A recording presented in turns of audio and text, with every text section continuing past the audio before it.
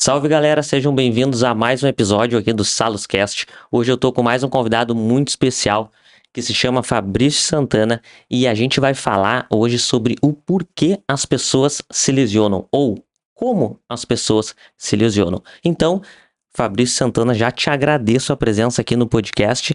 Te apresenta pra galera, fala um pouquinho aí sobre a tua formação e depois vamos entrar aí no conteúdo. Então, pessoal, é um prazer estar aqui conversando com vocês. Modéstia à parte, é uma parte que eu gosto bastante de falar, né? Porque ela é bem importante, independente do esporte, é um fator relevante, é saber o porquê para conseguir identificar o porquê que essas coisas acontecem, conseguir prevenir, então é bem importante mesmo. Então, eu sou graduado aqui pela UFSM, né? Sou fisioterapeuta, tenho mestrado em Educação Física aqui também pela UFSM, né? Então, sempre gostei dessa parte de desportiva, de traumato, de parte do movimento mesmo, né? Tanto que desde o início ali da minha graduação sempre estudei muito mais biomecânica, né? Que é um conteúdo às vezes um pouquinho chato para muitos, assim, mas é extremamente importante para o movimento, né? Então, basicamente, a minha linha de pesquisa, tanto de estudo também é mais para essa parte, né? E aí, atualmente, eu estou trabalhando bastante com corrida, né? Então, falar sobre lesão é bem cotidiano, assim, né? Quando a gente está falando de corrida, né? Perfeito. Cara, então, assim, a pergunta que vai nortear nossa conversa é: por que as pessoas se lesionam? Por que as pessoas se machucam? Isso é bem interessante porque explicar ela é muito simples. Controlar ela é bem complicada, né? Então, para explicar o porquê que uma pessoa se machuca, é simplesmente a diferença entre a tua capacidade de fazer algo e a demanda de fazer algo. Ou seja, o quanto eu tenho capacidade física, enfim, de treino, e o quanto eu suporto aquilo que eu tô me propondo a fazer. Uhum, Parece bem simples, né? Tipo, é uma balança, capacidade e demanda, fim, né? Mas não é tão simples assim, né? Por quê? Porque quando a gente vai esmiuçar o que é capacidade, o que é demanda, começa a vir os problemas que na prática dá bastante dificuldade, principalmente de quem não estuda, discernir isso no dia a uhum, dia, né? Porque não é tão fácil assim controlar, assim como também ele não é tão fácil a gente perceber quando algo está acontecendo. Então, entendi. cortar o mal pela raiz ali não é tão complicado, né? Uhum, Não é tão simples assim, né? Ele é um pouco mais complexo, né? Então, se a gente for explicar essa questão de capacidade de demanda, a capacidade basicamente é o que o nosso corpo está preparado para suportar, né? Então, eu sempre gosto de usar uma alusão de que nosso corpo ele é um vaso de vidro, né? E a gente vai colocando nossas areinhas ali todo dia ali no nosso copo, no nosso vaso ali, e aí de noite a gente gera uma adaptação, ou aquela areia sai do nosso copo e deixa a gente zerado para outro dia, ou aquilo ali transforma a gente num copo mais forte ou maior, né? Então, uhum, quanto mais forte ou mais capaz eu sou de colocar areia, mais eu consigo colocar areia naquele dia a dia, né? O que é areia? Areia é a nossa sobrecarga. É o nosso trabalho, é a nossa atividade física, é o esporte que eu faço, é academia, é caminhar, é tudo que eu exijo do meu corpo. E também tem a ver com o mental também, né? perfeito. Isso é uma coisa importante que tu trouxe, é o conceito de sobrecarga, porque todo mundo acha que sobrecarga é só o peso da academia ou Exato, o volume de treino, né? exato. Fala um pouquinho pra nós sobre essa questão da sobrecarga, porque tudo influencia, né? Demais. Então, quando a gente começa a pensar que tudo é sobrecarga, a gente começa a calcular um pouco melhor o que é que está acontecendo no nosso dia, né? Uhum, É muito comum as pessoas virem para mim na clínica e falar assim: mas eu treino 3 vezes na semana, faço academia 3 vezes, eu não faço muita coisa. Como é que eu tô me machucando? Sim, mas aí a pessoa trabalha, é uma professora que trabalha 10 horas de pé, se movimenta para lá e para cá, não tem tempo de descanso, tá estressado, o sono tá ruim, família, filhos, aí tu vai acumulando, acumulando, acumulando, aí daqui a pouquinho, será que era só realmente aquela academia, ou aquele beach tênis, ou aquele pádel, aquela corrida que realmente foi só aquilo? uhum. Então, quando a gente começa a pensar nesse cenário todo, a gente começa a ver que o indivíduo ele é um pouquinho mais complexo, né? Do que só a anilha ali que eu tô colocando um pouquinho a mais, ou agachando com um pouquinho mais de peso, né? E até porque isso é uma sobrecarga, vamos dizer, controlada, né? Tem muita sobrecarga que a gente não controla da melhor forma possível, né? E Uhum. o trabalho é uma delas, né? Então tem pessoas que trabalham com o físico, né? sei lá, uma faxineira, uma professora que está de pé, um gari, por exemplo, como é que eu posso pedir para essas pessoas aliviarem? É o trabalho delas, entende? Então, não é muito por esse caminho. Então, tem alguns controles que eu assumo que eu não tenho, Entendi. tu entendeu? Uhum. Então, eu tenho que controlar aquilo que eu posso, que está permeando, né, o trabalho. Então, eu sempre peço pro pessoal, bom, pensa no teu trabalho, tá? Agora tu criou essa demanda, tá? Agora tu adiciona os elementos que são a mais, porque Uhum. isso a gente pode controlar. A anilha da academia a gente pode controlar, as horas do beach tennis a gente pode controlar a quantidade de sono, a gente pode controlar, quem sabe, algum outro esporte. O estresse a gente pode controlar na medida do possível, né? Igual eu Uhum. falei da fisioterapia, mas é algo que pode ser controlável, está nas suas mãos para controlar. Mas o trabalho é uma coisa difícil de controlar e que às vezes pesa demais nesse dia a dia. Perfeito. Agora que tu trouxe essa questão daquilo que tu não consegue controlar, tu não ignora isso, Exato. mas tu traz pra consciência que tu não consegue controlar isso. E aí tu, querendo ou não, tu também tenta não controlar, mas tu leva em conta isso na hora da avaliação, né? É, perfeito. Tem muitas vezes, e claro que muitos dos exemplos que eu vou trazer acaba sendo corrida, porque é mais o meu Perfeito. cotidiano, Uhum. mas é muito comum aquela pessoa, ou até mesmo aquela pessoa que trabalhou de manhã e de tarde, e aí de noite vai querer fazer um treino muito difícil, eu tenho 3 horas de pádel. Pô, será que tudo isso seria bom tu fazer hoje? Será Uhum. que aquele treino difícil não dá para tu fazer amanhã de manhã? Será que tu precisa realmente fazer hoje em cima de uma carga de treino extremamente grande a partir do teu trabalho, das tuas demandas, das suas necessidades? Então, esse tipo é um tipo de controle diário que eu posso fazer e que vai me ajudar bastante, Perfeito. entendeu? Tu já trouxe pra nós, assim, todas essas variáveis, né, que a princípio a pessoa precisa controlar.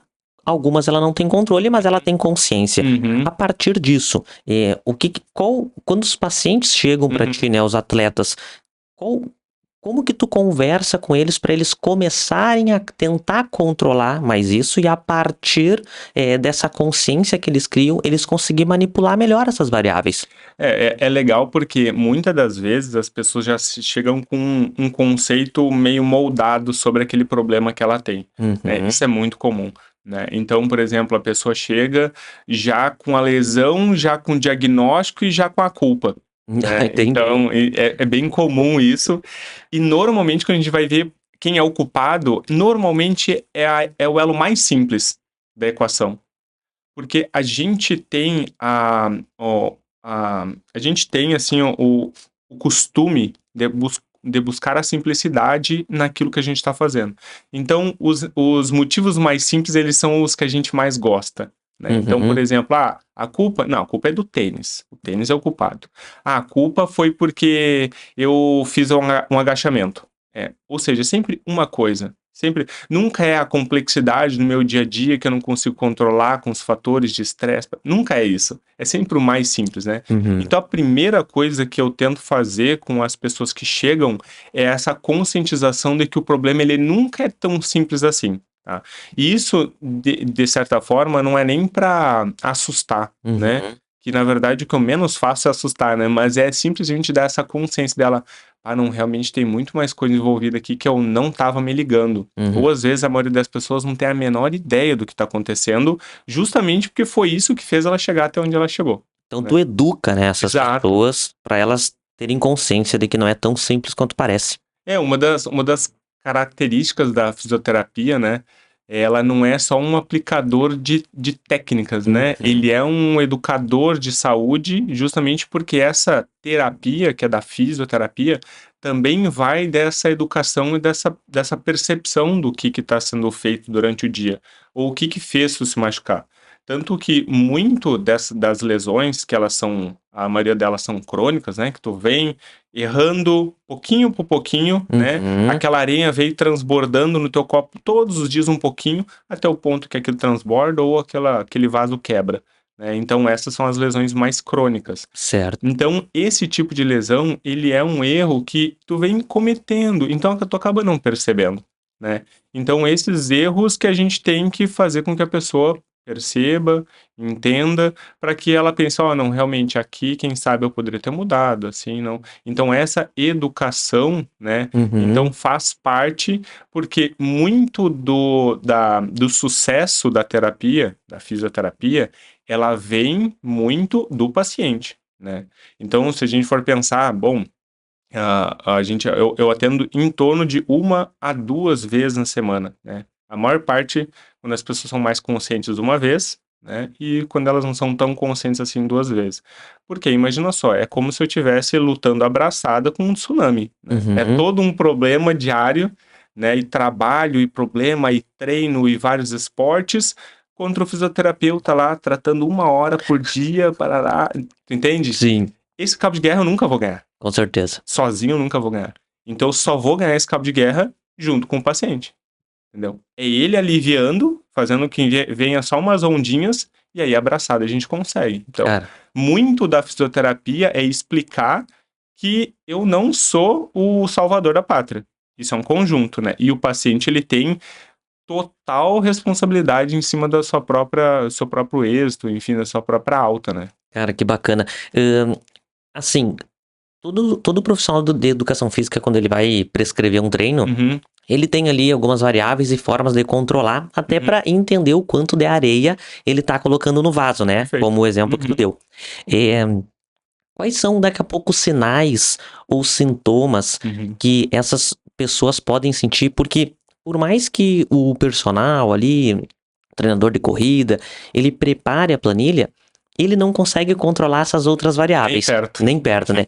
Então, às vezes a princípio tá tudo certo, né, Uhum, na programação, mas tem todas aquelas outras variáveis que podem, encher muito mais esse vaso de areia, né, do que esse vaso é como se esse vaso de areia tá sendo muito mais enchido por outras variáveis do que uhum, necessariamente pelo treino. uhum, E aí vai começar a aparecer alguns sinais, alguns sintomas, né. uhum. Hã, quais sinais ou sintomas que tu mais vê no dia a dia e que as pessoas também, pra quem tá nos assistindo, pode pensar assim: "Ó, eu já senti isso", ou "Ah, tô sentindo isso, vou ter que cuidar e tal". O que que tu mais vê no dia a dia?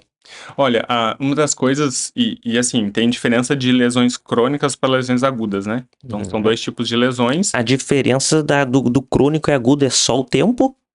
Na verdade, é o tempo e um pouco a intensidade, tá. Então, dificilmente tu vai ter uma lesão aguda por uma intensidade que tornaria isso crônico, né. Então, por exemplo, se eu realizar pequenos erros, bem pequenininhos, isso dificilmente vai se tornar uma lesão aguda, né. Uhum. Mas se eu tenho uma sobrecarga abrupta, né, que isso é muito comum, né, aí eu posso desenvolver uma lesão aguda ou acabar agudizando um problema crônico, né, são esses 2 jeitos, né. Tá, Mas, o principal sintoma, ele é tanto uma dor, tá, e aqui eu quero desmistificar que dor não significa lesão, tá. perfeito. Dor é até a gente pode falar até um pouquinho mais sobre isso, que dor Vamos falar. é outro cenário, Certo. não tem relação direta com lesão, porém se eu começar a ter dores recorrentes em regiões que não são tão comum, como osso, ligamento, tendão, regiões onde tu não trabalhou ou que tu não lembra de ter trabalhado com uma maior ênfase, por exemplo, eu fiz quadríceps.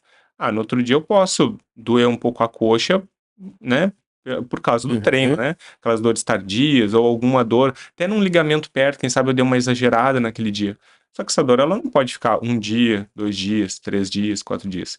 Então, o que eu sempre gosto de salientar pro pessoal é que passou de 48 horas, a intensidade ela não mudou, ou seja, a gente sempre usa a escala de 0 a 10, né. Às vezes Uhum. na Deborg, de esforço, Ah, a gente sim. utiliza, né, e a Aham. gente utiliza a mesma escala para dor que facilita, né. Então de 0 a 10, 0 não tem dor nenhuma, 10 é a pior dor que tu teve na tua vida. E Entendi. aí tu programa essa dor, tá, essa dor é o quê? Essa dor aqui é 5, tá. Então dores além de 3 a gente tem que tomar cuidado, tá. Uhum. Então de 2 a 3 são dores que elas podem vir numa sobrecarga, mas são sobrecargas controladas, tá. Tanto que eu utilizo muito isso para contenção e programação da terapia ali, Uhum. essa é uma dor de referência. Começou dos 5, fiz um treino, e depois do treino começou dos 7, 8. Imagina, comparado com a pior dor da vida, já é uma dor que eu tenho que ligar o sinal alerta e tentar entender o porquê que aquilo aconteceu nessa intensidade, né? Entendi. Uhum. Então, tem vezes que essa dor, ela reduz, some, aí a pessoa, não, eu tô zero. Senta a lenha de novo e dá um dia e aquela dor aparece 1 grau a mais, né, 2 ou a mesma coisa. Então, essas dores que vão e vêm na mesma região, elas têm que ser cuidadas. É o principal sintoma, né, que Uhum. o paciente pode ter, né, e o sinal seria perder função. Comecei a mancar, comecei a esquerda e a direita começou a ser diferente, eu comecei a perder força numa perna comparada à outra. Uhum. Então, esses são alguns sinais de que alguma coisa funcional não tá dando muito certo, né? Perfeito. Dentro dessa escala de 0 a 10, eu poderia então, assim, dizer que de 1 até 3 seria daqui a pouco, não necessariamente agudo, mas tu comentou que a longo prazo a intensidade. Tem como alguma lesão ser crônica e ter uma nota 7, 8? Assim, Tem.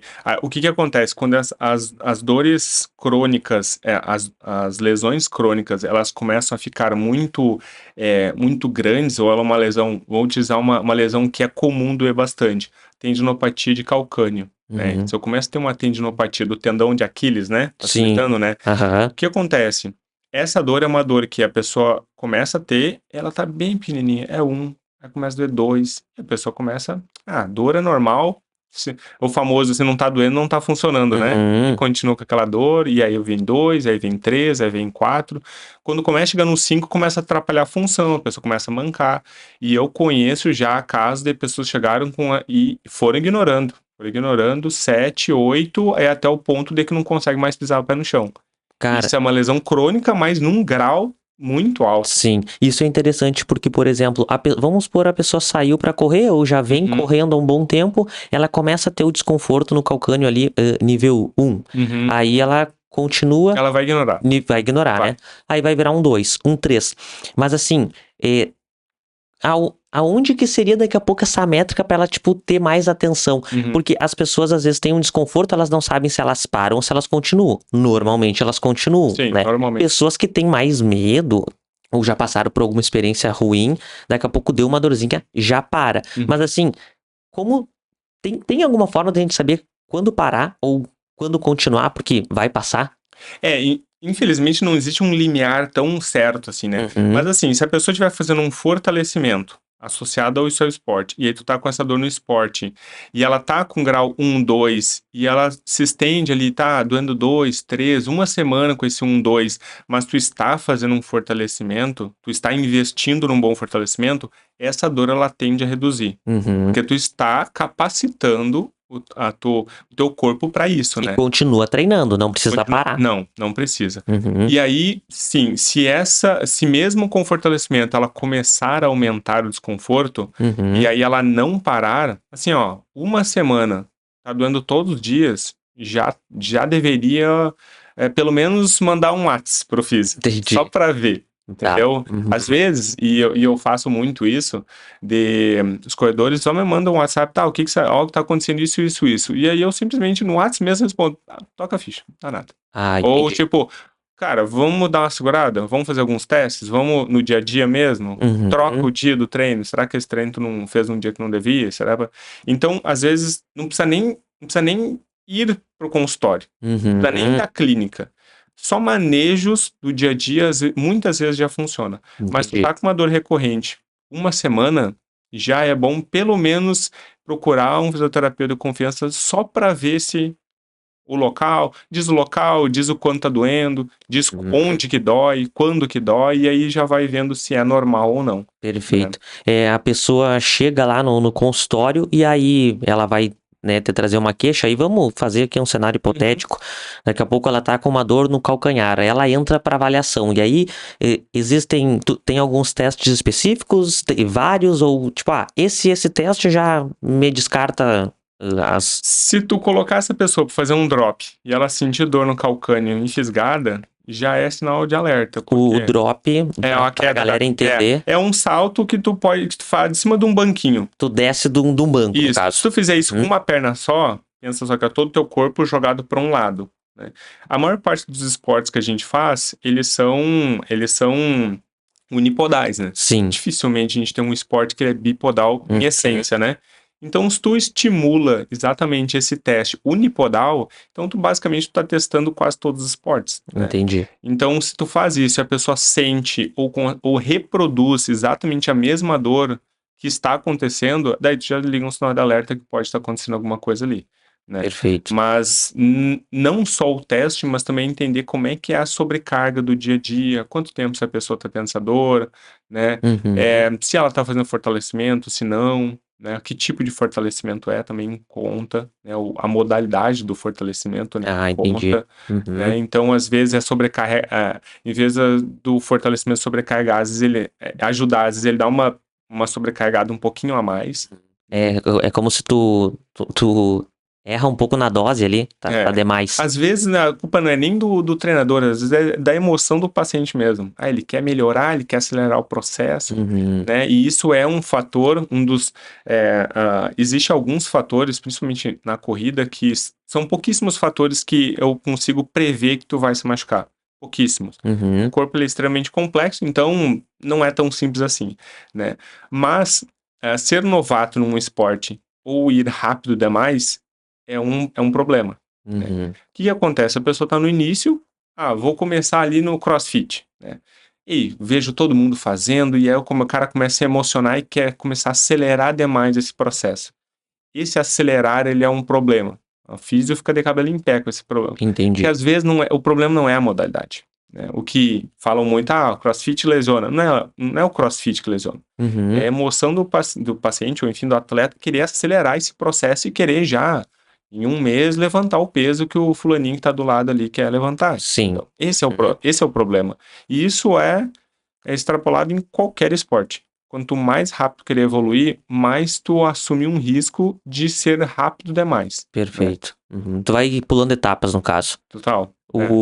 É como se eu sempre vou voltar nessa questão do vaso, né? Até pra Uhum, galera entender a nossa uhum. linha cronológica. Mas é como se tu tá com o vaso vazio e tu derruba todo um saco de areia dentro do vaso, o vaso vai quebrar. Tu não tem nem capacidade, o vaso nem é espesso demais para suportar aquele peso da areia e nem grande demais para a quantidade. Então Perfeito. tu erra nos dois sentidos, né? Então por isso que existe várias formas de graduar, né? Uhum. E claro que a educação física ela é muito mais efetiva nessa graduação do que a físio, né? Mas a gente sabe, dificilmente se tu evoluir 10% semanal, dificilmente tu vai ter um problema. Uhum. Só que quem é que calcula isso? É, Quem é que realmente vai com o pé no freio ali e faz essa progressão? sim, Né? Principalmente as pessoas mais novas, que estão mais emocionadas e estão naquele verdade. ambiente novo e querem evoluir, e às vezes a pessoa se machuca no momento onde ela está mais feliz, que é o momento que ela está animada. Isso é Perfeito. que é ruim, E sabe? quebra, né? Todo É, ciclo. e aí, às vezes, a pessoa fala assim: não, o esporte não é pra ti. Não, não é que o esporte não é pra ti. Justamente o esporte é pra ti porque tu gosta. A única coisa é que tu errou na emoção. Tu Uhum. foi com muita sede ao pote naquele exercício que tu tava adorando de fazer, né? Então, isso é uma educação. Fala assim, não, tu vai voltar, ou às vezes tu vai continuar, porque dificilmente eu tiro um paciente do esporte. Uhum. Dificilmente. Eu lembro de ter um ou dois eventos que eu tive que realmente falar assim, olha, tem que dar Segura. um tempo. Total, 100%. A maior parte só mexe em volume, em quantidade, Ah, né? E entendi. já é o suficiente, né? Justamente por causa disso. Aí tu imagina, já aconteceu muito a tal da canelite, né? Sim. Canelite é o terror, porque justamente ela é uma lesão que acontece exatamente por esse aumento abrupto, né? Sem a capacidade necessária. Uhum. Então a pessoa tá lá um mês, tô adorando correr para canelite. Aí que ela pensa, não, corrida não é para mim. Entendi. E aí o manter ela na corrida com menos volume vai mostrando para ela que o único erro dela foi no volume No volume. e não foi no esporte. Entendeu? Então isso também é bem importante que a pessoa não saia do esporte, mesmo que tenha tido uma lesão. Cara, agora que tu trouxe até a questão da canelite, quais são as maiores dores, lesões e questões assim que tu já viu ali na tua prática clínica? O Uhum. que mais chega hoje em dia pra ti lá? O que mais chega é canelite e tendinopatia. Tendinopatia daí não necessariamente só do calcâneo. Não, patelar também acontece Patelar. bastante. Uhum. As tendinopatias, elas diferem um pouquinho entre homem e mulher, tá? Ainda na literatura não se sabe muito ao certo por quê, mas Uhum. mulher tem mais problemas em pelve, em joelho e homem tem mais tornozelo, joelho, assim, sabe? Difere um pouquinho. O mecanismo dessa tendinopatia, tanto de calcâneo quanto assim, daqui a pouco de quadril e joelho, a princípio o mecanismo é o É mesmo. o mesmo, é o mesmo. Uhum. Aham. A única diferença é que quando a gente tá falando de corrida, alguns gestos e algumas demandas de sobrecarga a gente consegue controlar. E que pode estar relacionado com uma sobrecarga numa região específica, né? No Sim, caso da corrida é mais fácil, e da bicicleta, né, do ciclismo, é mais fácil a gente controlar, porque são movimentos cíclicos. Então a entendi. gente sabe como que está sendo feito esse movimento, que eu tô olhando, né? Tá. Diferente, por exemplo, num pádel. O pádel tem deslocamento, tem salto, tem movimento de rotação, tem tanto gesto que é difícil eu programar e entender qual é o gesto potencial que está causando uma lesão. Uhum. Então eu tenho que trabalhar mais o todo, né? Na corrida isso é um pouquinho mais fácil, entre aspas, porque eu tô sabendo mais ou menos o modo que ela corre. Cada pessoa corre de um jeito, de um modo diferente, e isso vai gerar sobrecargas diferentes em articulações, Uhum. né? Então, às vezes, dependendo do jeito que essa pessoa corre, ela está mais predisposta, né, entre aspas, a se machucar na tendinopatia de joelho e Entendi. não de calcânio. De calcâneo. Aí eu corro lá de um outro jeito, meio cansado lá, meio sofrido, e aí eu tenho mais tendência a ter um ou no outro, né? Então, na corrida tem um pouco essa relação, mas a capacidade de demanda é a que vai nortear esses tipos de lesões, né? Uhum. Então a pessoa tá fazendo um volume muito grande ou aumentando abruptamente um volume, né, sem essa capacidade, e aí o músculo às vezes dá conta, mas o tendão não, né?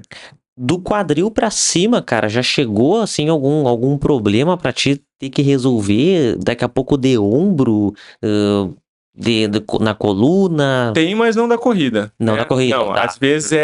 às vezes ela dói na corrida, mas o problema não veio da corrida, né? A Entendi. professora com tendinopatia de ombro, ela vai correr, dói durante a corrida. Por quê? Porque eu tô mexendo os braços. Ah, sim. Aí tu vai ver, pô, mas pô, dói até na corrida, imagina como é que tá, né? Então significa que no gesto principal deve doer muito mais, né? Se dói num movimento que teoricamente é acessório da corrida, imagina no primário, ali no principal, né? Sim. Então ele é um pouquinho mais complexo. Mas, assim, lombar acontece, né? Um Uhum. pouco, assim, ó. A lombalgia, normalmente, ela tá associada com fraqueza de core, né? Às Uhum. vezes o pessoal olha só para o quadríceps, né? Acho que o que faz tu correr rápido é só quadríceps e senta ali no quadríceps e Esquece o esquece o resto. resto, né? Uhum. E às vezes o core, ele é bem importante justamente para dar essa sustentação, né? Uhum. E às vezes a pessoa vem com dor lombar. E a corrida, ela ajuda na melhora da dor lombar, né? Sim, Ela tem um fator protetor bom ali, justamente por ela exigir que tu mantenha uma estabilização durante o esporte, né? entendi. Então, tem os esportes de rotação, eles ajudam controlando a intensidade, né? Uhum. O volume. Cara, falando um pouquinho, assim, eu não posso afirmar que toda dor é uma fraqueza, ou eu não posso usar essa afirmação, ou Uhum. posso. Essa é a primeira pergunta. Toda dor que eu sinto necessariamente não é uma fraqueza, né? Pode ser, como tu já falou, Não, excesso de não. Aham. sobrecarga e tudo mais. Uhum. Hã, no momento que a pessoa chega com essa dor, o fisioterapeuta ele já começa a avaliar de onde vem essa dor através dos testes. Então, daqui a pouco, tô com dor na lombar, tu vai ver se, vou ver se é fraqueza. Tu tem que fazer um teste para essa região. Uhum. Assim, a dor, ela, na entrevista, né, que a gente chama de anamnese, né? Sim. Na anamnese, que é aquela entrevista para entender o histórico de vida, né? A história pregressa, né? Os nomes bonitos que a gente utiliza, né? Que nada mais é que aquela entrevista para entender a vida da pessoa. Aham. Ali a gente já começa a entender onde é que tá vindo a dor, tá? Então, antes dos testes. Por quê? Porque dor nada mais é do que o jeito que a gente lê aquele sinal que tá vindo, né? Então, quem estipula, ou quem diz, ou quem dá o tamanho da dor é o nosso cérebro. Uhum. Às vezes não é a articulação. A articulação, por exemplo, eu tenho uma dor no joelho. Ela tá emitindo aquele pulso nervoso que algo está acontecendo. De pressão, de tensão, enfim. Mas é a minha cabeça que determina se aquilo é uma dor ou não. Por isso Entendi. que isso é tão complexo, né? Então eu gosto de dizer que a dor nada mais é do que uma leitura do nosso cérebro através do nosso entendimento de mundo, ou seja, o nosso entendimento de como é que é o ambiente. Porque num ambiente estressante, a minha dor é um jeito. Num ambiente calmo, a minha dor é outra. Então, para te ver que não é só o joelho que a gente está lidando. A gente está lidando com todo um complexo, né?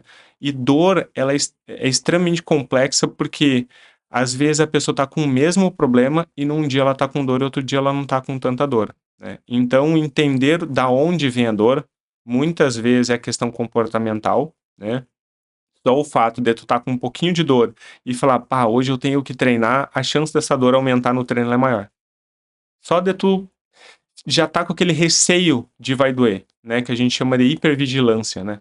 Então, estar hipervigilante significa que você está dando importância para aquele sinal que está vindo lá do joelho, que está emitindo, que está mandando aquela informação, olha, alguma coisa não está certa aqui. Só quem decide se está certo ou não é nós, através dos nossos sentimentos ali, né? Entendi. Então, por isso que é tão complexo, né? Então, tanto que, se a gente for ver a percepção de dor de um jogador de rugby é extremamente diferente de um corredor de rua ou de uma pessoa comum. Por quê? Porque ele está exposto a alguns estímulos que para nós seria uma dor extrema e para eles é tranquilo. Cara, isso é muito louco porque eu fico pensando, isso é treinável? Ou seja, essa percepção de dor que tu trouxe é muito bacana porque tu trouxe um exemplo que, cara, é muito 880 mesmo, né? Tu vê às vezes o jogador de rugby ali, as pancadas que eles tomam é uma coisa absurda. Uhum. E, cara, isso é treinável ou tem a ver um pouco com a sensibilização aferente? Como que essa pessoa recebe, né, esse sinal, essa sobrecarga? É treinável? Ele é treinável porque a gente tem cinesiofobia, né? Que é o medo de se movimentar. Uhum. Quando as pessoas têm dor crônica, ou seja, a dor por muito tempo, né, elas começam a antecipar a dor através do movimento. Então, por exemplo, eu tenho dor, eu tenho artrite ou artrose, né, Uhum. no joelho. Isso é bem comum. O que acontece? Quando uma pessoa está com essa dor e ela não fortalece, ela fica fraca. Quando ela vai fortalecer, vai doer. Então ela vai entrar no ciclo vicioso. De Entendi. dor, perda de função, dor, e ela para de fazer aquele movimento. Toda vez que um fisioterapeuta ou um treinador exigir que ela faça isso, ela antevém e já começa, não, eu não vou fazer, porque vai doer. Eu não consigo fazer. E o falar que não consegue já cria uma barreira que ela realmente não vai conseguir, porque ela está com medo de fazer. Então, um dos papéis, tanto da fisioterapia quanto da educação física, é retornar essa confiança, que nada mais é que desensibilizar ela de um movimento que, no fim das contas, não é necessariamente ele que vai machucar, né? Uhum. Tanto que já se sabe na literatura que agachar melhora a artrite, e não o contrário, né? Mas o medo da pessoa de não querer sentir dor, isso complica muito o caso, né? Então, muito da fisioterapia e da educação física é tentar fazer esses manejos de movimento para que a pessoa pegue confiança, ela começa a agachar, pá, realmente não tá doendo tanto. Não, Uhum. consigo. Ah, não, então vamos colocar uma anilhazinha a mais. E vai fazendo. E aí aquele fortalecimento vai funcionando e ela vai voltando e ela vai desensibilizando tanto no joelho quanto mentalmente que ela consegue fazer aquilo, né?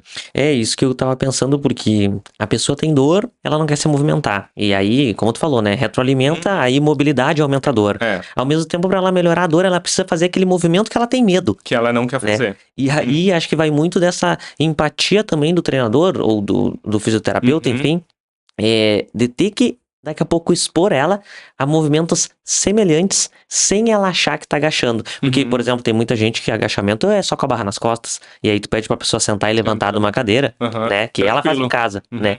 Então, isso é muito importante. Então, como tu falou, isso é treinável, então, mas assim, tu acha que o fato, claro que tem a ver também, acho que muito com o quanto tu gosta do esporte e tudo mais, mas eu fico pensando se o cara que começa a jogar rugby, ele começou a receber essa sobrecarga aos poucos e foi, entre aspas, calejando, Uhum. e hoje ele recebe uma Uhum. pancada muito violenta e já consegue lidar melhor com isso, ou isso também tem a ver com a característica fisiológica dele, de que, cara, eu sou mais sensível à pancada. Então vou tomar uma pancada e, cara, eu não gosto, sinto muita dor. É possível, então, a gente ir treinando Eu isso. acho que tem um pouco dos dois. Eu acho que Uhum. tem características, tem pessoas que suportam a dor, não significa que não sentem dor, né? Então tem pessoas que suportam dor, ou vai dizer que não deve doer nada fazer uns 100 metros raso a 10 segundos. Sim. Dói tudo, só que o cara consegue mesmo com dor continuar correndo, né? Então, ou seja, é uma decisão dele, ele consegue conviver com a dor, né? Então não significa que não dói. E tem pessoas que já têm uma propensão menos com dor, justamente porque dor, ela também é uma relação de referência, né? Então, por exemplo, mulher sente muito menos dor que homem. Por quê? Porque mulher ela é mais, ela sente mais dor com um pouco mais de recorrência. Então a relação dela com dor, ela tem uma referência um pouco mais complicada do que a gente. Então, para nós, o que seria o mesmo estímulo, para nós dói mais do que uma mulher, enfim, né? Nesse aspecto. Então, a mesma coisa que tem alguns estudos agora, sabe o rolinho, foam rolling, Bom, aquele? roller, sim. Então, tem alguns estudos dizendo que ele reduz a dor, né? Então, será que ele não reduz a dor porque tu tá estimulando essa dor e esse incômodo e no fim das contas ele não tá facilitando com que a tua referência de dor ela mude? Sim, porque todo mundo senta lá no rolinho e dói, dói, dói, Ninguém dói. acha bom. Exatamente. Ninguém diz que não dói nada. Ou dói um pouquinho, ou tu sabe, ou conviver e tudo mais. Será que essa convivência com essa dor não vai fazendo com que tu acabe aceitando ou manejando essa dor a ponto de tu não se importar mais com ela? Será que é neural ou é simplesmente a tua percepção ali que muda? É como se tu estimulasse tanto aquela região que quando tu para de estimular, aquele estímulo que tu tava tendo de dor, ele se tornou. É como se tu baixasse o volume. Exato. Então tu acaba atenuando, não se sabe se é pela via, né? Pelas comportas, enfim, por toda a teoria. Claro. Ou se é simplesmente mental que tu, beleza, tá doendo, mas vai ser bom pra mim, então tá tudo certo. Então, Perfeito. ou seja, no fim das contas, tu acaba cronificando uma dor pro lado positivo, né? Sim, tu acaba com aceitando certeza. essa dor, que não é uma dor que machuca, né? E isso é importante na fisioterapia, a gente explicar pro paciente, pô, tá te doendo? Sim, mas isso não tá te machucando. Só tá te doendo. São coisas diferentes. Por isso que eu te falei lá no início, dor e lesão, elas não são a mesma coisa. Porque um estímulo que às vezes não dói nada, tu pode estar com uma baita dor e não tá acontecendo nada. Por quê? Porque tá aqui. Entendeu? Perfeito. Então, às vezes, não, pode um pouquinho mais. Pô, mas tá doendo. Eu falei assim, não, mas vai, não tá acontecendo nada. Só de tu dar esse feedback positivo, às vezes já até atenua a dor. Então, tipo, realmente não tá doendo nada. Então, vamos lá. Continua. Né? Porque a fisioterapia e a educação física também são terapias de exposição. Né? Então, eu tenho que expor um corredor a correr para que ele melhore a corrida. Porque senão ele não vai melhorar. Por isso que eu sempre deixo ele no esporte que ele tá. Para ir modulando a dor na especificidade dele, ou seja, naquele esporte vai continuando, que vai dar tudo certo de uma forma um pouco mais gradual, né? Para ele se acostumando, né? Cara, duas coisas que depois eu quero falar. Primeiro a gente falou ali sobre essas lesões, a gente bateu um pouco ali na tendinopatia, e agora indo um pouco para as lesões musculares. Depois que a gente falar disso, quero ir um pouquinho ali para a parte da biomecânica, que é uma parte que até tu comentaste comigo, que às vezes o pessoal não gosta muito e tal, daqui a pouco por ser uma coisa mais complexa, mas primeiro ali na questão das lesões musculares.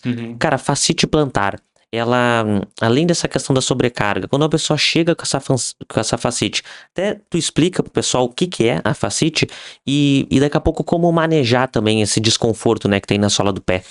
Assim, a fascite, ela é uma lesão causada principalmente numa inflamação ou um desarranjo daquela estrutura ali, né? Às vezes não é bem uma inflamação mesmo, é simplesmente uma relação entre eu estou criando demanda demais e aquela região não está cicatrizando da mesma forma, então ela fica num déficit. Entendi. Né? Isso é o que causa a dor, né? Então, basicamente, é por problema de manejo, tá? Ou é de uma especificidade de um esporte, por exemplo, vamos lá,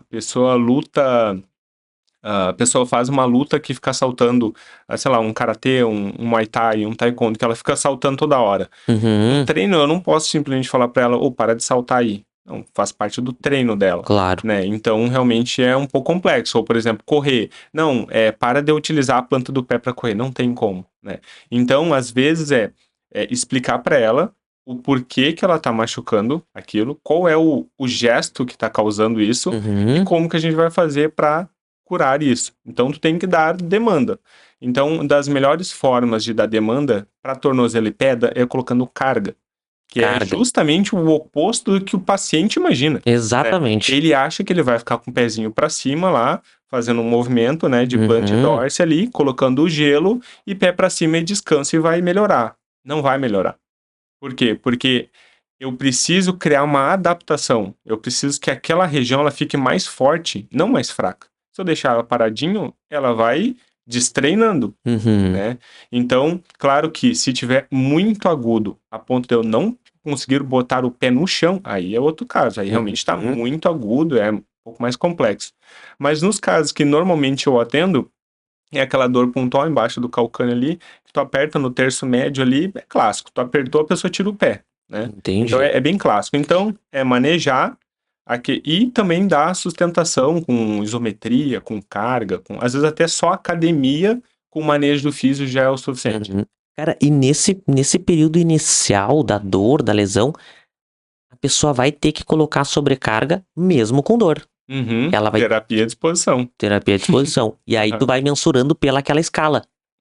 Muitas das vezes, no início, até a pessoa entender, eu vou pela escala, tá? O que normalmente acontece se ela já está fazendo um esporte que exponha ela já tem um pouquinho mais de resistência à dor.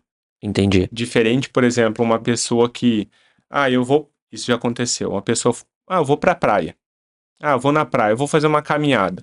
Caminhou 10 quilômetros na praia e veio com uma dor. Essa pessoa ela não tem experiência no esporte. Então essa pessoa ela tem a propensão de evoluir um pouco mais lento, porque ela não tem essa percepção. Então, no caso dela, eu vou ter que ir colocando um pouquinho de carga, pouquinha coisa, naquela percepção. Tipo assim, a gente vai fazer e vai ficar te doendo 1, 2, 3 ali, normal, tá? Mas é isso aí mesmo. Vai te doer e tá tudo certo. E vai fazendo a terapia de exposição com pouca carga, com isometria, mais tempo, e aí a gente vai manipulando as valências ali do fortalecimento, né, da adaptação ali, para que ela vá suportando com mais tempo, né? Entendi. Cara, que legal. E aí, subindo ali pra questão da canelite também, daqui a pouco tu também vai ter que fazer essa terapia de exposição, assim, ou já é uma lesão, assim, que tem que fazer outras intervenções? Canelite é mais complexo porque provavelmente tem algumas outras características mecânicas envolvidas, né? Então, por exemplo, dificilmente uma pessoa que não faz treino de salto vai ter canelite. Quem não salta... Pensa só. Dificilmente uma pessoa... Quem é que vai ter canelite? Quem sabe um jogador de futebol, dificilmente, bem difícil, um jogador de basquete, um jogador de vôlei, um corredor. Essas pessoas vão ter canelite. Alguém que faz uma luta, né? Essas pessoas vão ter canelite. Por quê? Porque eu estou expondo esse impacto, essa sobrecarga naquela região maior do que a minha capacidade ou aquela região consegue adaptar. Logo, então, os esportes que tem o salto, né? A pessoa vai precisar colocar no seu treinamento esses estímulos justamente para preparar as estruturas, como tu comentaste, para que durante o esporte ela, no caso, a capacidade dela esteja ok. Exato, por isso que, por exemplo, a gente vê muito na academia pessoas fazendo treinos diferentes e aí a pessoa, mas que treininho bem nada a ver, que ele é diferente. Ele é diferente do teu perfil, do perfil estético, né? Ou quem vai pra academia pra estética ou pra saúde. Quem vai pra corrida ou quem vai pra basquete, ele tem que fazer exercícios diferentes na academia, né? Então a gente sempre fala assim, olha, precisa de fortalecimento? Precisa, mas precisa de um fortalecimento específico. E isso é diferente. Sim. Tá? Então tem corredor faz pouco aparelho, né? Não precisa de aparelho. Por quê? Porque o aparelho é cadeia cinética fechada, enfim, que são coisas diferentes do que é na corrida. Né? Então, basicamente, eu tenho que fazer movimentos mais unipodais, né? Mais de equilíbrio, que é justamente isso com salto, salto unipodal, os drops, ou fazer avanço, ou fazer búlgaro, ou fazer tudo que é unipodal justamente para tentar estimular aquela adaptação unipodal que eu tenho na maioria dos esportes, né? Então, justamente, muitas das vezes a canelite, ela vem ou do volume, ou do aumento abrupto do volume, normalmente é isso, ou da tua incapacidade de absorver o impacto. Entendi. E absorver impacto, ele vai além do fortalecimento, que esse que é o mais complexo. Então, a pessoa tem um impacto muito alto, nada mais é do que ela não está conseguindo usar a perna dela como uma mola, né? Essa relação e essa sincronia dos movimentos, ela não está acontecendo da melhor forma. E aí tu vai lá e senta o peso naquela perna lá. É tanto que quem nunca na academia não viu alguém na esteira fazer uma barulheira para correr? Sim. Quem Aquela nunca esteira viu? vai quebrar no meio, né? Parece que vai quebrar. O que é isso? Ele tá soltando todo o peso dele direto na esteira. Ele não tá conseguindo absorver. Ou às vezes a pessoa do lado tá fazendo uma barulheira e a outra pessoa do lado tá fazendo bem tranquilinho. Quase não faz barulho. Qual que é a diferença deles? Claro, pode ter velocidade, pode ter peso, pode ter algumas outras coisas. Claro. Mas o impacto ele é extremamente importante. Tanto que é a principal variável que tem que ser controlada na corrida, né? É o impacto. Cara, mas o interessante disso é que isso é treinável, né? Sim. E aí a gente poderia propor para essas pessoas um treino, então, pensando em aterrissagem e entender como aproveitar essas molas do corpo. Para mim, né, e é difícil implementar isso ou até entender, a pessoa tá começando justamente porque ela tá naquela emoção ali, quando que ela deveria fazer isso? No primeiro ano. O primeiro ano é o mais importante dela num esporte de impacto. Então, principalmente falando de corrida, né? Então, essa pessoa ela precisaria treinar muito esse tipo de adaptação, justamente que é o que vai expor ela no esporte. Sim. Né? Então, nos primeiros 6 meses, onde ela começou a fortalecer, que aliás, as pessoas elas fortalecem sempre depois que começam o esporte, né? Que esse é um dos maiores problemas e que quebra a cabeça de um treinador para tentar ficar correndo atrás do prejuízo enquanto ela está estimulando. Então, pô, que eu faço com o volume? Eu aumento, eu diminuo, mas ela já começou e aí começa a vir os problemas, né? Então, isso é extremamente difícil, tipo, beleza, ela começou a fazer um esporte, tá querendo fazer todo dia, mas, mas onde é que eu coloco o fortalecimento? 2, 3 vezes na semana? Tá, mas o trabalho, sabe? E aí tu fica naquela sinuca de bico porque tu não sabe o que fazer. Sim. E aí tu tem que tentar convencer aquela pessoa a botar o pezinho no freio para preparar a estrutura para que ela corra menos risco de se machucar. Perfeito. A galera às vezes não vê o treino já como uma questão de prevenção, já vê como uma questão de, tipo assim, tentar curar o que já foi desorganizado, né, naquele corpo. Cara, trazendo ali essa questão das molas, eu acho muito bacana, trazendo os conceitos aí da biomecânica, além desse conceito da mola, que achei muito bacana ter trazido, até para as pessoas entender que elas precisam melhorar, né, ela tem uma estrutura ali, ela só precisa saber usá-la, né? Sim. E dentre outros conceitos da biomecânica, tem outros conceitos da biomecânica que daqui a pouco a gente pode trazer pra galera dessa forma que tu trouxe, pra galera entender como colocar isso em prática pra ter mais benefício. Assim, a biomecânica, ela é uma vertente um pouco mais teórica, né? E que ela tenta simplificar o corpo em características mecânicas, né? E aí a gente vai ter aquela relação da física lá que todo mundo não gosta, todo mundo passa desapercebido no terceiro ano, quer sair fugindo lá, que é laser Newton, que é força, que é vetor, que é decomposição de vetor, toda aquela maluquice. Por isso quando a gente fala de biomecânica, a pessoa, pai, lá vem ele falar de biomecânica, porque eu não quero saber disso, eu só quero correr e ganhar minha medalha, sabe? Mas a biomecânica em si, ela ajuda a gente a tentar detectar qual é aquela característica que aquele indivíduo está fazendo que está expondo ela a um risco de se machucar. Tá? Existe poucos na literatura que são comprovadamente um risco. Né? O impacto é um deles, o aumento abrupto de volume é um deles e o volume de treino é um deles. Tá? Então, claro que esses dois eles vão mais para a parte da periodização do treino, né? Mas, por exemplo, se a pessoa já tem uma lesão, né? Então, existem várias características que vão interferir no impacto. Por exemplo, cadência interfere no impacto, né? Cadência é a quantidade de passos que eu dou num minuto, né? Então, que é o pace, que é o ritmo, né? Todo mundo fala, então, o ritmo e o pace, eles têm uma relação direta, né? Então, a cadência, ela vai ficar normalmente entre 160 a 190. Essa é a janela de todos os corredores, não, a grande parte dos corredores. A cadência, ela tem relação com o tamanho da perna. Então, se eu tenho 1,79 m, se eu for comparar com uma pessoa de 2 metros, a cadência dele naturalmente vai ser mais lenta. Mais lenta. Né? Então, por isso que tentar colocar todo mundo, não, minha cadência tem que ser tal, minha cadência... Não, a cadência tem que ser a tua, né? Sim. Naquela velocidade.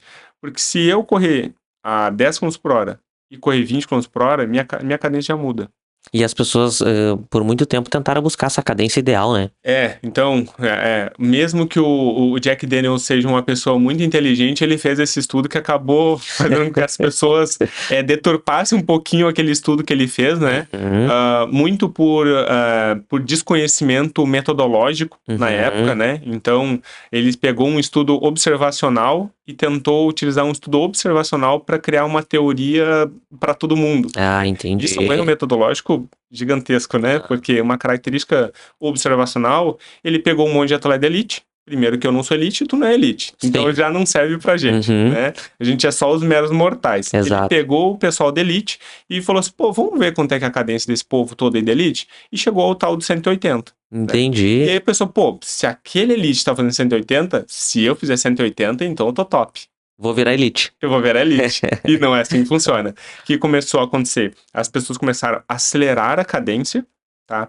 E acelerando a cadência eu tenho alguns problemas. Eu perco potência, eu perco economia de energia. Por quê? Porque eu tô tentando fazer uma força desnecessária por uma velocidade que não comporta aquilo, ou não precisa eu ter aquela velocidade.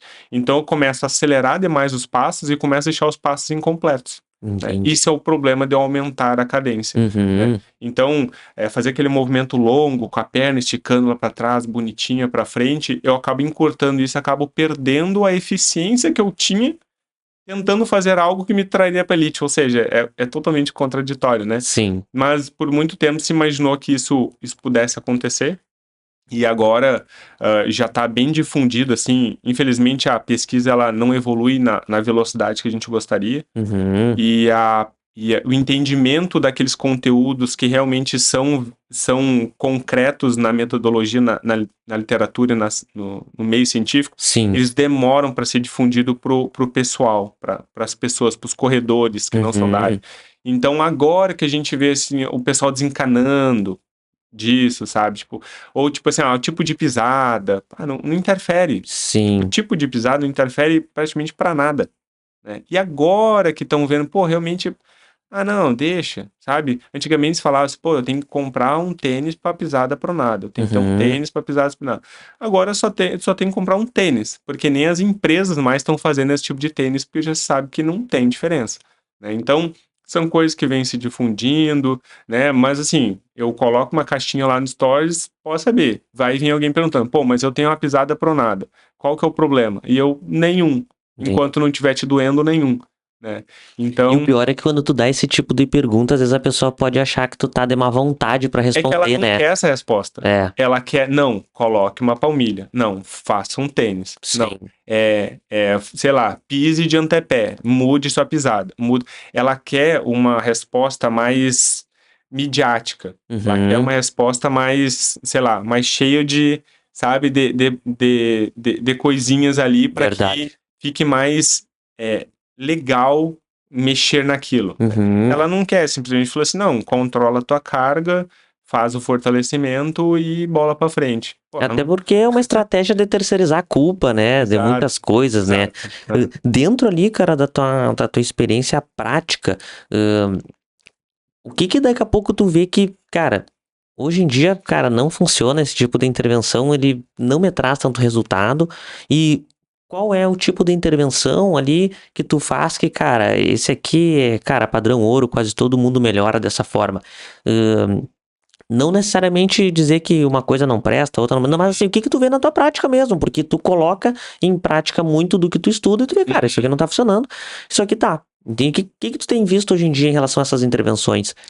Olha, eu tenho visto algumas questões, assim. Por exemplo, o gelo já não funciona tanto quanto funcionava antes. Sim, né? E o gelo tinha o gelo e, cara, eu lembro que uma época o meu pai tinha, cara, um canhão de infravermelho. Sim. Que ele tava com dor no joelho, chegava em casa, ele tava com aquela casa vermelha, parecia uma boate, ele tava com um canhão no joelho, e aquele joelho queimando.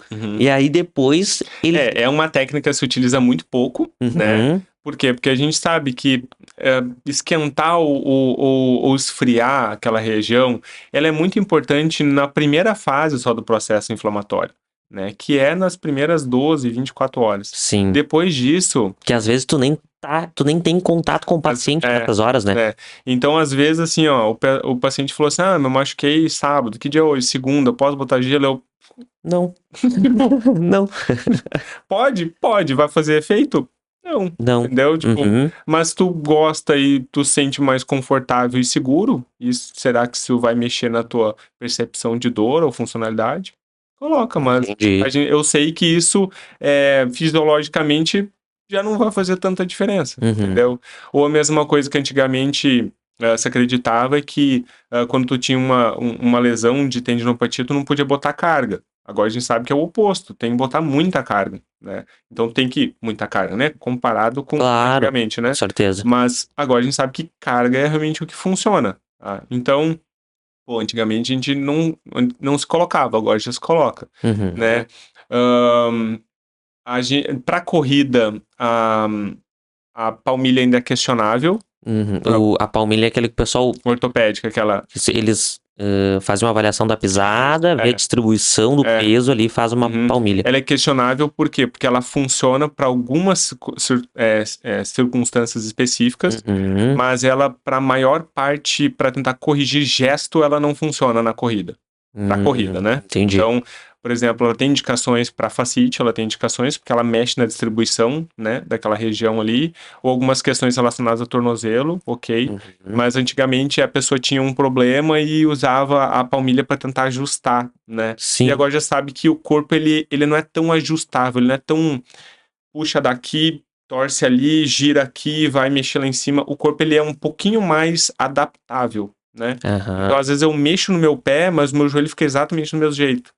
Por quê? Uhum. Porque o nosso corpo ele se ajusta com muito mais facilidade do que a gente gostaria, né? Uhum. Pô, seria muito bom eu botar a palmilha e corrigir meu valgo dinâmico e tirar a dor, a sobrecarga do quadril. Mas, infelizmente, não é tão simples assim, né? O corpo ele se adapta com um pouco mais de facilidade. Perfeito. Então, em vários estudos dizendo que ele funciona, mas para algumas características específicas, né? Também é uma coisa que às vezes o paciente vem com palmilha e tá tudo certo. Às vezes reduz bastante a dor, botando Uhum. muita dor, principalmente nos primeiros meses ele tem indicação, né? Mas para algumas coisas, passou de 6 meses, ele já começa a perder um pouco o efeito, porque o corpo já se adaptou àquilo, né? Bacana. Então, mas eu acho que assim, o gelo é uma delas, e principalmente eu acho que é aquela relação do médico pedir para o paciente parar de fazer atividade. Eu acho que isso tem reduzido bastante. Uhum. O médico já tem entendido que, primeiro, que sair totalmente da atividade às vezes não é uma boa solução, né? É aquele negócio que eu te falei, tiraram uma corrida, né? Muitos médicos falavam assim, tu vai ter que ficar 1 mês sem correr, ou 2 meses sem correr para resolver. Uhum. Claro que resolve. Assim como se eu ficar parado, vai reduzir a minha dor. Mas a hora que eu quiser voltar, vai voltar de novo, porque eu não resolvi o problema. Eu só Uhum. atenuei o problema, né? Sim. Então, isso é uma coisa que os médicos estão vendo bastante a importância, né, tanto da educação física no tratamento como prevenção também, ou resolução de alguns problemas, e também a fisioterapia de conseguir manter de forma segura aquele paciente, né, e que eu acho que esse era o problema antigamente. O médico, como ele não tinha a segurança do que o paciente ia fazer, ele Uhum. falou assim, pô, como é que eu posso controlar esse paciente se eu não sei o que ele vai fazer no dia a dia? Então era melhor tirar fora, entendeu? Melhor, tipo, não corre. Por quê? Porque eu não sei se tu num dia tu vai fazer volume tal, se tu vai se comportar, se tu vai fazer certo. Eu acho que era meio por isso. Ah, Agora, entendi. com a fisioterapia e a educação física conseguindo manejar muito bem, Uhum. então dá pra ele correr. Por quê? Porque tu tá sendo muito bem assistido, entendeu? Certo. Não pelo médico, mas por outros profissionais, Uhum. entendeu? Então agora dá pra tu conseguir continuar correndo e treinando, enfim, que vai dar pra te seguir uma longevidade.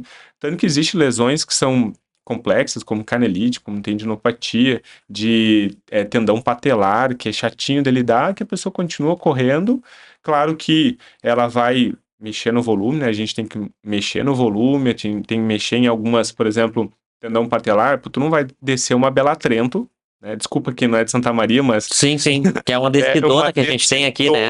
Aham. Vai fazer isso com uma tendinopatia de patelar, né? Sim. Por quê? Porque isso vai expor. Então, alguns ajustes, mas tu pode continuar correndo de uma maneira controlada, dá pra fazer, entendeu? Até tu trouxe agora esse assunto que a galera às vezes acha que a descida é mais fácil, né? Assim, pra estrutura. Mas explica pra galera que não é bem assim que acontece, A né? descida já foi comprovado que ela aumenta em até 3 vezes o impacto do corpo. 3 vezes. Ou seja, por quê? Porque, imagina, se eu estou aqui e eu estou descendo, eu vou saltar daqui pra Pra cá. cá. Claro.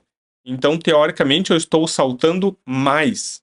Pode parecer que não, mas entendeu onde é que tá a Claro, lógica? com Eu tô certeza. no nível. Uhum. Então, teoricamente, é como se eu estivesse fazendo um drop de uma caixa maior a todo momento. Sim. Então, é como se eu tivesse que meu corpo, em vez de estar saltando ali em média, a oscilação vertical do corpo é em torno de 10 centímetros, de 9 a 10 centímetros, é como se eu tivesse 15, 16, um pouquinho mais. Claro que eu tô estipulando esse número, mas...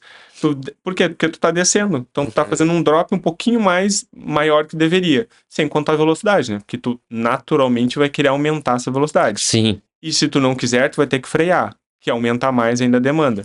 Então, descer não é todo santo ajuda. Sim, ele ajuda se o teu objetivo é sair rolando, né? Sim. Se não for, o santo ele não vai te ajudar, ele vai até te atrapalhar, né? Uhum. Então, para muitas vezes, a subida é melhor.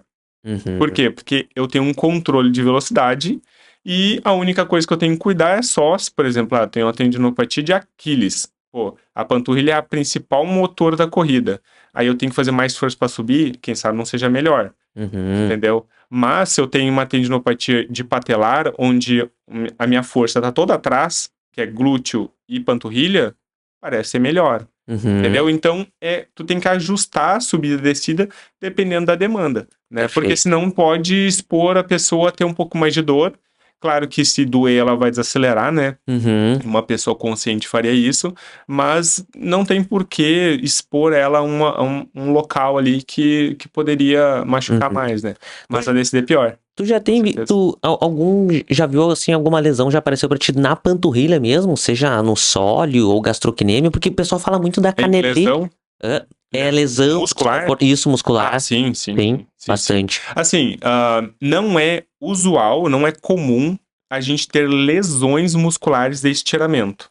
Uhum. Por quê? Porque dificilmente ele vai fazer uma mudança abrupta de velocidade que demandaria isso. Sim. É muito comum em futebol, em mudança de deslocamento, justamente porque eu tô mudando de uma velocidade abrupta para outra. Sim. Né? Então é muito comum, eu vou pisar para acelerar no paddle e pá, sinto. Entendi. Ou eu tô correndo, vou desacelerar e mudar de direção e pá. Por quê? Porque eu tô fazendo uma mudança abrupta que a minha estrutura tá mais fraca. Na corrida, como é muito cíclico, é difícil acontecer. Pode acontecer, mas é difícil. Então é muito comum tu sentir com um aperto naquela região, como se tivesse alguém apertando assim na região. Ou seja, é um desconforto que pode vir seguido de uma fisgada, né? Mas não é tão comum. É comum grau 1, lesão grau 1, né? Vai até 3, né? Grau 1, grau 2, grau 3. A lesão grau 1, que é a mais comunzinha, a gente vê, mas não é das mais comuns, assim. Justamente por isso. O grau da lesão é o quanto estira... O quanto dano de fibra teve. Quanto dano de fibra. Em porcentagem. O grau 3 não é o rompimento total. Ele pode ser. Pode ser. Ele pode ser de 50% até total. Caraca. Né? Então, lesão grau 2 é de 5%, ou algumas literaturas de 10% até os 50%. Né? E aí o 3 é do 50 até romper. Né? De 0 a 5, daí grau 1. Que é aquela... A gente tem aquele leve desconforto, que não tem muita mudança na função, ela vem com dor, mas ela não altera a tua função, ou seja, tu não manca, tu não tem alguma alteração, tu só não consegue fazer a função específica, que é correr, por exemplo. Entendi. Ou jogar basquete, eu não consigo saltar, beleza, porque aí tu teve uma lesão. Às vezes não vem com edema, às vezes não vem com derrame local ali. Então, o grau 1 é o mais tranquilo, de 10 a 20 dias ali, 14 dias, dependendo da... Grau 1 de 10 a 20 dias. Mais ou menos. É muito individual, né? É individual porque assim, pessoas que elas não têm o costume de ter uma alta demanda, elas adaptam, elas demoram para adaptar. Por exemplo, a pessoa nunca fez exercício na vida, machucou a primeira vez, é esperar que o metabolismo dela não seja tão acelerado e Uhum. capaz de dar conta daquilo ali, Entendi. né? O fator de crescimento e adaptação ali não seja tão grande. Mas sei lá, um atleta de futebol, a gente vê o pessoal falando assim, não, o cara teve uma lesão, Alan Patrick em 6 dias jogou bola, Sim, agora há pouco. Então, pô, é surreal, imagina, mas ele é um atleta, né? Ele tem o claro. metabolismo dele, tem fisioterapia de manhã, de tarde e à noite, né? Então ele consegue fazer essa recuperação. Mas em torno ali de 14 dias a 20 dias, uma lesão grau 1, ela se resolve, né? Aí, como eu já tive uma lesão grau 2, aí eu demorei 45 dias. Sim, Lesão grau 2. 45. Porque daí eu tenho um rompimento maior que eu não, que aí eu só posso saber o tamanho daquele rompimento só só fazendo uma ressonância ou fazendo Sim, um ultrassom para ver o tamanho.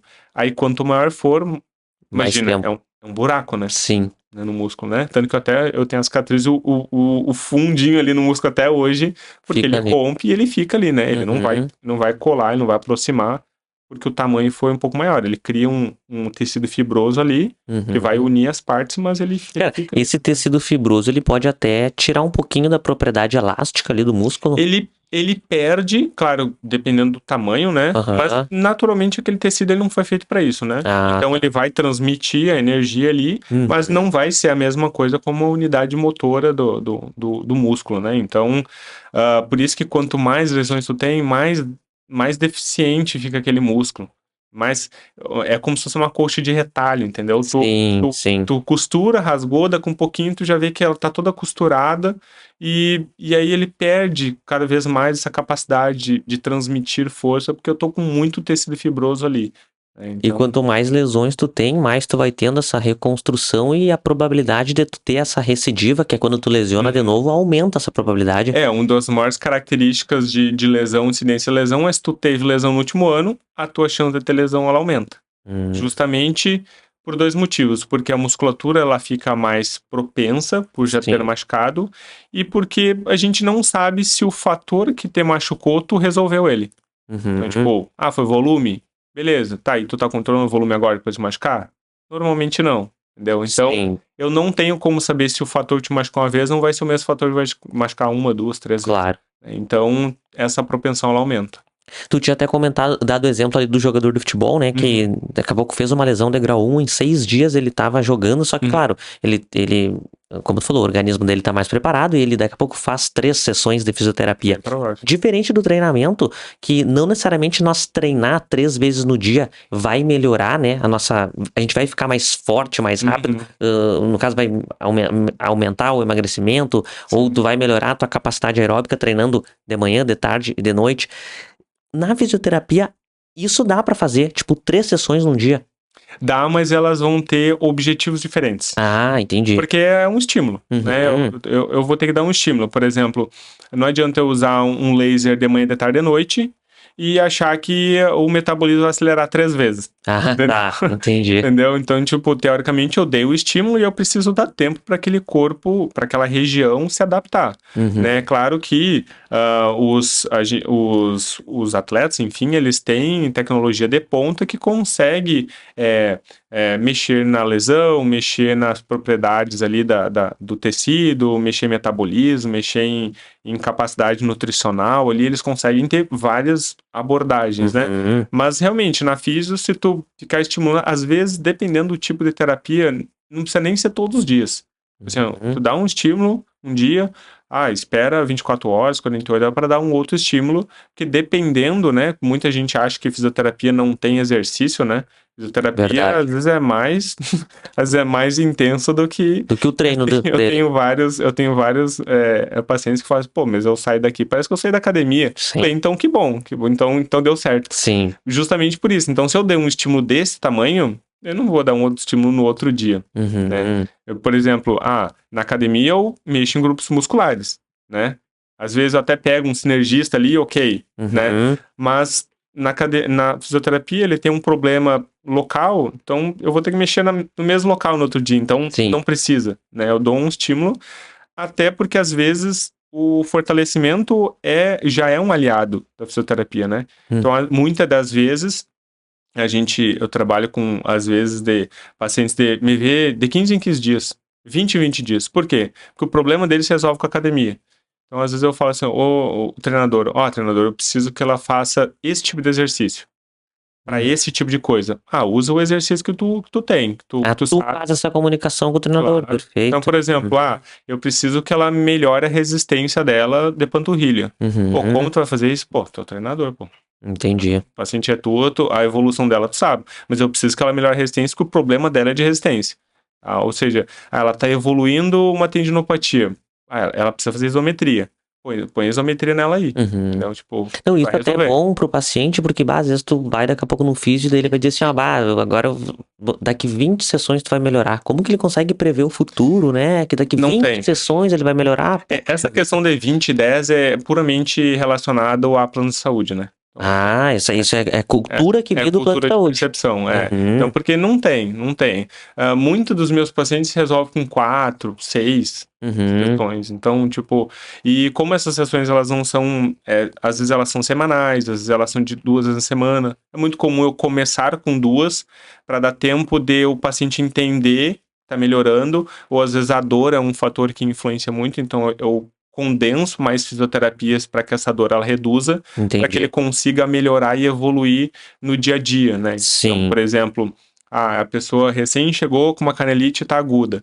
Beleza, então vamos focar aqui para essa dor reduzir, para que tu consiga colocar treinos de queda, começar a voltar a corrida, e aí a gente reduz a quantidade de físio, espaça elas em tempo, para que eu perfeito. consiga ir te acompanhando com mais tempo. Então Sim. não precisa, eu não gosto que o paciente fique dependente do físio, porque muito o que fez ele machucar foi o dia a dia.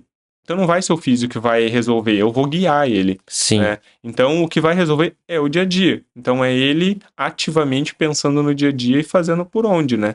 Então, por isso que eu falei que é o paciente que realmente ele tá com as rédeas ali do seu próprio tratamento, né? E é interessante tu falar isso porque eh, essa última informação que tu trouxe pra nós parece que fecha a primeira informação que tu trouxe pra nós, né? É, Que tipo assim, uhum. cara, é a soma de vários comportamentos do dia a dia que às vezes trazem essa sobrecarga e fazem ele se lesionar. Cara, pra quem tá nos assistindo, pensando que o pessoal acompanhou essa nossa linha cronológica da construção, da dor, né? Os Uhum. tipos de dor ali, os tipos de lesões. Quem tá olhando agora e, e teve uma percepção assim, ó, eu tô sentindo isso, eu tô sentindo aquilo.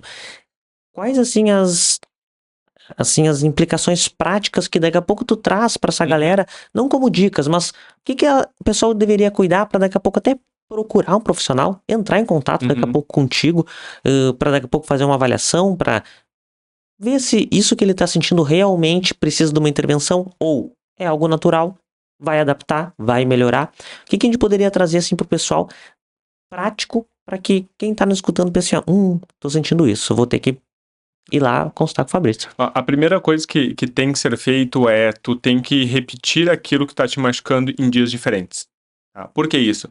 Porque assim, ó, como eu te falei, o dia, ele é muito... a segunda não é a mesma coisa que a terça, né? No dia a dia. Né? Então, o problema ou aquela sobrecarga que tu teve num dia, ela não necessariamente ela é igual no outro dia.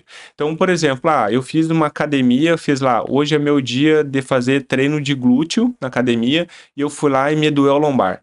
Beleza, tá. Que horas que tu fez isso? Fez de manhã ou tu fez à noite? Tava descansado ou não tava? Tenta fazer esse mesmo treino com essas mesmas cargas num dia que tu considera mais tranquilo. Essa é a primeira coisa que tem que fazer. Então, tipo, tentar reproduzir aquilo que tá te incomodando em dias mais tranquilos, em dias que tu considera com menos carga. Eu tenho que.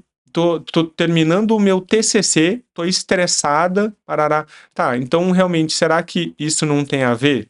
Entendeu? Então, tipo, será que se tu fizer um treino um dia que tu não mexeu no TCC, tá mais tranquilo, um dia mais. Será que essa dor ela se repete? Será que o problema não é do dia? É a primeira coisa. Porque é muito comum a pessoa ter um dia muito, muito complexo, ela Uhum, não perceber que foi um dia difícil e achar que o problema foi nela e não no dia em si. Tá? Então, tenta fazer aquele treino que te incomodou em outro dia, tá? uhum, Num dia que tu considere mais tranquilo. Essa é a primeira. Essa dor, ela se repetiu, ou piorou, ou tudo mais. A outra coisa é tirar carga da vida. Tá? Então, por exemplo, eu fiz pádel, eu fiz 3 horas e me doeu. Tá, e se tu fizer 2, vai doer. E se tu fizer 1, vai doer. Testa, entendeu? Tu tem que testar. Então, na academia, pô, tô fazendo um stiff, tá doendo as costas. Pô, tira peso, né? Entendeu? Faça em peso. Muda o exercício. Será que melhora? Será que tu for fazer um stiff romeno que sobrecarga menos lombar? Será que não resolve? Ou seja, ajustar para ver se o problema é carga. Isso não precisa da físio para fazer. Isso tu comunica ao teu treinador e vocês testam. Tá? Tu tem um treinador ou um instrutor, enfim, pede para ele estar do lado e testa. Então, teste até ver se o problema não é, se for realmente uma lesão. Porque muitas das vezes é só uma sobrecarga pontual, que tu errou naquele dia, tu exagerou, e aí tu internaliza a cabeça, pô, meu Deus, machuquei, já era, ferrou. Verdade. E aí tu vai isso na terça, isso vai na quarta, isso vai na quinta, daqui um pouquinho tu tá procurando aquela dor, tu já tá se mexendo, hipervigilante, será que não tá doendo? E daí tu começa a vir com aquela bola de neve que nem precisava, era só tu ter ido na academia, botado menos peso e testado. Então acho que testar é uma coisa que é relevante. Pô, tá me doendo. Testei, pô, ficou doendo. Eu quero melhorar de uma vez. Tipo, eu não quero ficar testando. Ou, tipo, aquilo que eu tô fazendo realmente não tá funcionando. Pô, aí realmente, manda mensagem no Instagram, no WhatsApp, fala assim, olha, eu tô fazendo isso daqui. E aí a primeira coisa que eu vou falar pra pessoa é, já testou? É a primeira coisa. Já Sim. testou? Já? Beleza. Aí, beleza. Testou, fez isso, isso, isso? Fiz. Testou isso, isso, isso? Testou. Beleza. Tá, então a gente vai marcar para eu ver o que é que está acontecendo. Tá? Por quê? Porque a gente já tentou manipular o teu dia e ele não funcionou. Tá? Então significa que aí eu preciso ter um olhar eu preciso ter um olhar já local para ver o que é que está acontecendo, que mesmo tu manipulando a carga ainda não está funcionando. Às vezes só de manipular a carga já funciona. Perfeito. Cara, que bacana, muito legal. Acho que tudo isso que tu trouxe agora por último, as pessoas conseguem fazer isso em casa, né? Total. Porque isso é no dia a dia. Sim. E automaticamente se tu consegue colocar isso em prática e tu já leva esse tipo de informação que tu trouxe pra galera para o fisioterapeuta, a conversa e a comunicação já começa em outro patamar, Com certeza. né? Com certeza. Cara, conta pra galera aonde que o pessoal pode te encontrar, né? Daqui a pouco pra falar contigo, tirar uma dúvida, marcar uma consulta, né? E também nas redes sociais, né? Onde é que o pessoal pode ver ali teus conteúdos também. Atualmente eu trabalho e eu tenho um cowork ali da Estação Saúde, né? Que fica ali na Presidente, né? Um cowork só pra área da saúde, né? Então eu atendo ali, né? Mas assim, entra no meu Instagram, me manda mensagem no Instagram, e aí se eu acho. Normalmente eu vou perguntar isso, se for válido marcar, e normalmente a gente faz isso por WhatsApp, daí eu passo meu número, mas basicamente eu tenho feito isso tudo por Instagram, porque daí é um jeito que eu tenho mais social de ajudar as pessoas, enfim, e também, às vezes, as pessoas até ali mesmo já resolvem o problema e não precisa, enfim, marcar nem nada, né? Qual que é o teu arroba lá no Instagram? É @Fabrício Santana Físio. Fabrício Santana Físio. A gente vai deixar, tá, o Instagram, o arroba do Fabrício aqui embaixo do vídeo, tá? Então, qualquer coisa vocês clicam que já direciona vocês direto lá pro Instagram, tá? Cara, antes da gente finalizar, tá? Eu tenho só mais uma coisinha pra te dar, na verdade. Opa!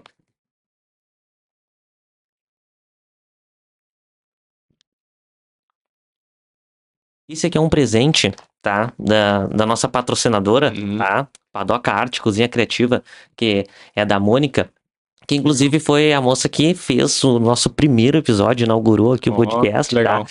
E ela até mandou essa lembrança, tá? Então eu vou pedir que tu abra aqui para nós ver e a gente quer ver o que ela mandou dessa vez, porque ela tem usado um pouco a criatividade para variar aí o presente dos convidados. E aí fica sendo uma surpresa até pra ti. Exatamente, fica uma surpresa até pra mim. Deixa eu só fazer aqui. Como é que tu tá aí, Gabriel? Bem? Tranquilo. Sabe o que eu tava lembrando?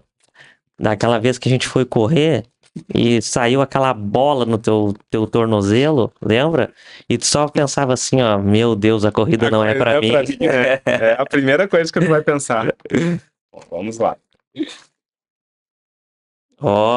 Dessa vez ela mandou uma granola doce, feita Ó, a granola doce feita com nossas melhores Não, energias. não é isso. Eu adoro isso daqui. Tu adora as baterias. Tu não tem noção. Tu tem noção. Isso aqui eu como, assim, ó, mais que salgadinho, assim, ó. É bizarro, isso aqui é muito bom. É muito bom. É de verdade. Eu não sei se esse aí é o doce ou o salgado, mas, cara, os dois são salgado. muito bons. É salgado? Aqui, ó. Tá escrito aí. Eita, louco, isso aqui é muito bom. Cara, Não vai durar. Não vai durar.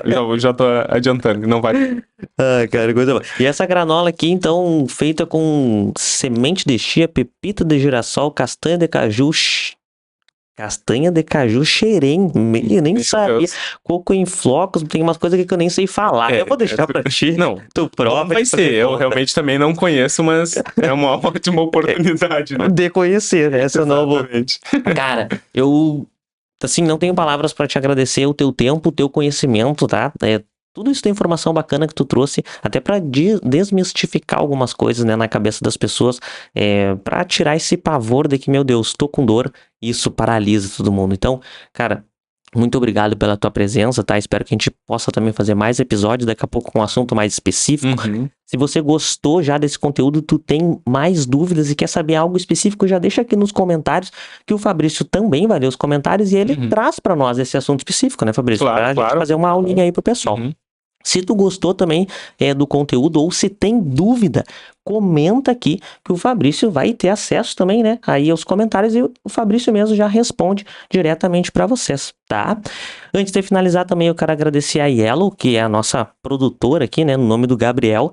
Então, muito obrigado sempre a Yellow, que tá sempre envolvida e engajada em fazer esse conteúdo aí audiovisual da melhor qualidade possível, tá? E se você gostou desse episódio, se tu ficou até o final, né? Até para ver os presentes aqui da Padoca, deixa teu like aqui e se inscreve aqui no canal, porque a tua inscrição ajuda muito a gente a entregar esse conteúdo para mais pessoas. A gente tá fazendo essa produção, entregando esse conteúdo grátis, né, para vocês e com pessoas fantásticas que estão vindo até nós. Mas, se vocês puderem, deixa o teu like aí e te inscreve, porque isso nos ajuda muito, tá? Essa é a forma de agradecimento que a gente pede pra vocês, tá bem? Eu espero vocês no próximo episódio e até a próxima. Tchau, tchau. Até mais.